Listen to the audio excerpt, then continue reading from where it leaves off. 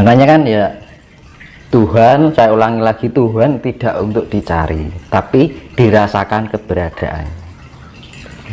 Makanya ketika kita meditasi juga jangan mencari, tapi merasakan. Meditasi jangan mencari. Tujuan ini juga merasakan. Karena Tuhan itu semakin dicari semakin jauh. Loh, benar itu. Di dalam meditasi kita pikirannya kemana-mana mencari kan, ya semakin jauh. Oh, sekarang gini Mas Dimas, tadi Mas Dimas mengatakan bahwa meditasi itu jangan mencari. Sebetulnya hakikat dari tujuan meditasi itu sebenarnya bagaimana sih Mas? Yaitu bisa mencapai tingkat kesadaran bahwa kita memahami dan menyadari keberadaan Tuhan itu tadi. Kalau kita sudah memahami keberadaan Tuhan, maka sifat Tuhan akan include di dalam diri kita. Dan sifat Tuhan itu apa? Kasih. Nah, kasih menyebabkan apa dampaknya? Kedamaian. Ya wis toh. Kalau kita sudah damai, tenang, tentrem hatimu, damai, sejahtera. Nah, makanya dunia ini akan dijadikan seperti itu. Makanya terjadi satrio pinilih mau untuk membangkitkan spirit-spirit ini. Makanya di tahun ini mulai gencar masalah spiritualitas. Jadi ya namanya meditasi itu sebenarnya melatih tingkat kesadaran kita. Gunanya apa? Biar kita bisa merasakan keberadaan Tuhan. Kalau kita sudah merasakan keberadaan Tuhan, ya Tuhan ikut di dalam diri kita, mempunyai sifat-sifat seperti Tuhan. Sifat Tuhan itu apa? Lembut. Lembut itu diwujudkan dengan apa? Kasih. Ya wis, ya kayak lampu ini tadi loh, ya kan? Ya wujud tuh urip, hidup, ya kan? Makanya kan hono coroko, ya. Doto itu artinya menyala. Itu bahasa Sanskerta kan? Kan hono. Hono itu ho no, anane ono, sokora ono. Adanya ada karena dari tidak ada. Coroko, cipta rasa dan karsa, cipta rasa dan karsa, ya kan? Ibaratnya proton, neutron, elektron, Brahma, Wisnu, Siwa, ya kan ngono. Intelektual, spiritual, emosional, kan ngono. Jadi kan coroko ini sebenarnya konsep dari penciptaan, pemeliharaan dan peleburan. Makanya dibilang Tritunggal. Ya sebenarnya satu diwujudkan dalam sifat yang tiga sifat ini sebenarnya tunggal. Maka terciptalah adalah doto. Doto itu bahasa Sanskerta artinya adalah nyala, urip. Makanya di dalam energi keselarasan tiga unsur ini bisa menjadikan kehidupan. Urip, nyala, iya. Dan nyalanya itu bagaimana? Mau dinyalakan merah, hijau, ungu atau biru atau putih, kan ngono. Nah, makanya kan gini, gunanya kita mengolah diarani meditasi ibarat apa weningnya, kan itu. Di dalam keheningan perenungan diarani heneng, henung, hening. Heneng kita merenung, diam, heneng, baru hening. Hening itu ibaratnya lebih mendalam lagi. Hening itu artinya merasakan apa yang semua yang ada di dalam organ tubuh kita, pikiran kita, rasa kita, emosional kita, kan ngono. Nah, kalau kita sudah bisa menselaraskan itu, ini akan lampu nih yang menyala ini yang awalnya redup jadi terang, awalnya merah menjadi hijau, ya magic biniu, aura. Jiwa itu aura. Nah, aura itu ya cahaya ini, Mas. Dan makanya kan hidup itu hasil apa yang jadi hasil spirit kita, ya yang dihasilkan apa? Ya cahaya itu tadi. Kita menghasilkan cahaya apa gitu.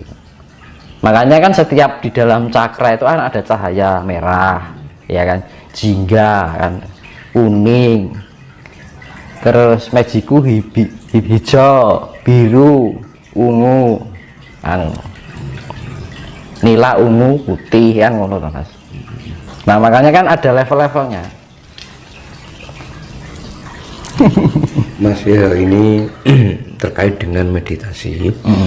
ada statement yang mengatakan bahwa meditasi tidak boleh mencari ketenangan, karena kalau kita terlelap dalam ketenangan, jika dengar suara berisik akan menimbulkan kemarahan. Pandangan Mas Dinus bagaimana? Karena gini, mencari itu banyak jatuhnya karsa. Gitu. Makanya kan yang namanya meditasi itu ketenangan ya gini, jangan gini. Ini ya. Ini misalnya biar seimbang kita butuh apa? Ketenangan kan. Ya kan. Nah, kalau nggak tenang kan gini kan. Analoginya seperti itu. Iya kan loh. Nah, kita seperti membawa diri kita. Kalau kita sudah tenang bisa menemukan titik yang namanya pusat dari, ya akhirnya ibarat ini batu ditumbuk-tumbuk itu seimbang. Jadi untuk menarik yaitu yang namanya spiritual ya kestabilan, keseimbangan, balance kan. Kalau kita sudah untuk mencapai balance itu ketenangan dulu. Kalau sudah tenang kan balance, ya kan, seimbang. Karena di dalam kehidupan ini penuh dengan goyangan, vibrasi. Nah, vibrasi kita kan banyak kan, dari faktornya kan banyak.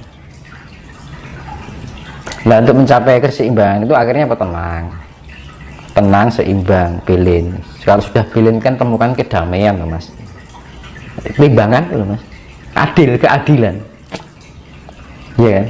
Kalau kita sudah menemukan keseimbangan kan terjadi keadilan di dalam diri kita. Nah, wis adil kan tentrem loh Mas. Ini banyak pakar dan ahli geologi bahkan ahli astronomi mengatakan bahwa akan terjadi megatrust di tahun 2030 dan kemungkinan untuk Nusantara, negara kita ini akan terjadi kemarau yang sangat panjang. Pandangan Mas Dinus bagaimana? Kan dulu saya pernah bilang ya, dulu ini kan aku bilang gini, jadi kayak ada pergeseran medan magnet, ya kan, antara kutub utara dan kutub selatan.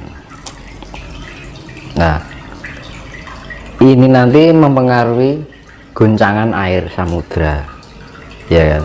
Nah, pecahnya kutub es, nah itu mengakibatkan pemanasan global. Nah, itu butuh proses beberapa tahun untuk pemulihan kembali. Tapi kan di Jawa kan masih beruntung kan gitu. Karena apa? Di Jawa termasuk Nusantara itu termasuk daerah yang berkelimpahan air kan ngono kan. Kehijauannya dari apa namanya Nusantara dan Jawa ini khususnya itu kan juga luar biasa, nggak kayak di negara-negara lain kan gitu kan. Makanya kan leluhur kita ada bilang yang dibilang itu kan sok bakale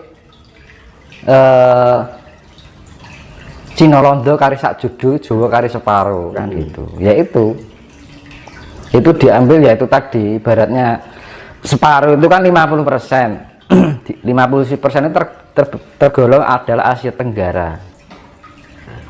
Nah, sak judu itu dalam arti 2%. Cina Londo dari sak judu itu 2%. Dan di kumulatif dunia 5% kan gitu.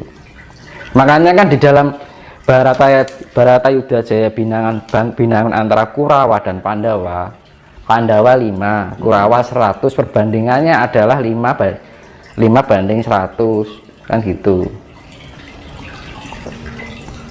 Jadi ya ibaratnya 100 ya dari 5 gitu aja, 5% dari 100. Berarti intinya akan terjadi pengurangan manusia secara besar-besaran. Nah, makanya itu kan kita persiapkan sedini mungkin. Jangan terlalu berlarut-larut tergiur dalam kesenangan duniawi. Yang kesenangan duniawi memang mengenakkan, ya kan? Kita bisa ini, bisa itu, ya kan? Nah, itu malah kita kalau terlalu keduniawian, akhirnya kita menjauhkan dari sifat rasa bersyukur kan gitu. Makanya kan ya lebih